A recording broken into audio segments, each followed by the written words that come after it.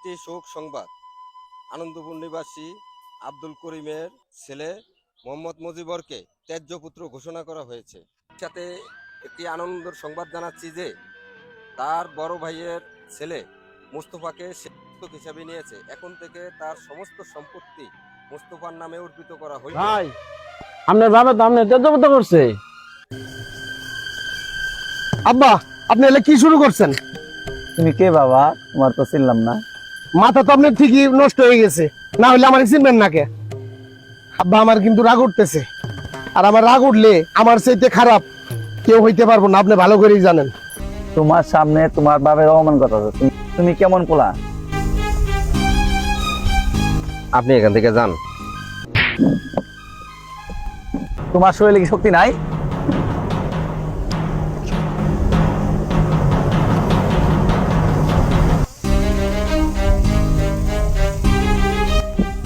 বাবা, এই আলমারির চাবিটা দিলাম।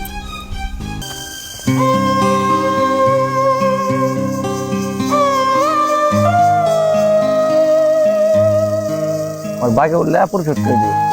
এই যে ভাই হিসাবটা। এইসব হিসাব টিসাব আমার দেখে লাভ নাই, এসব আমি জানি।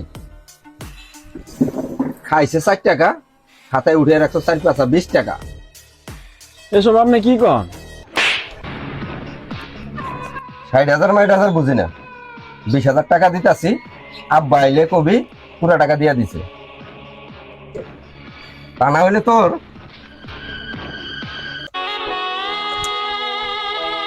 ভাই, শুনলাম আপনার বাবা নাকি আপনার তেজবত করছে। আপনার বাবার সম্পত্তি বলে আপনি পাবেন না। তো জায়গা পিকনিকে চাঁদা তুলতে হবে, আপনি তো আর পিকনিকে চাঁদা দিতে পারবেন না।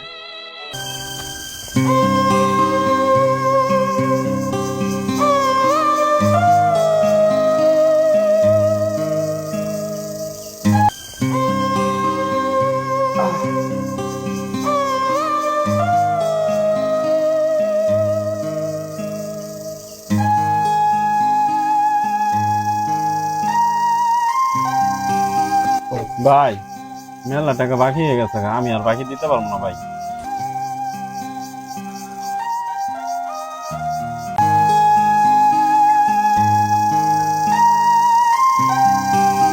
এই এই এই, না বাড়ি কই? আনন্দপুর। এখানে কোথায় আসছো? আমি একটা কাজ খুঁজতেছি, একটা কাজের প্রয়োজন।